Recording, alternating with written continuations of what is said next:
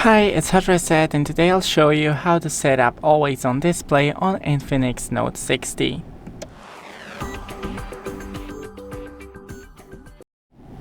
So first go into the settings, then find Wallpaper and Personalization, and then Always On Display.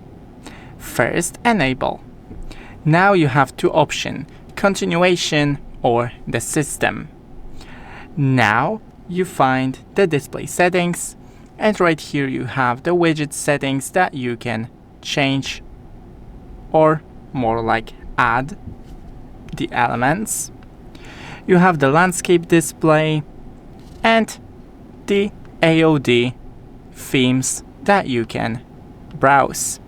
Thanks for watching, don't forget to leave a like and see you in the next one.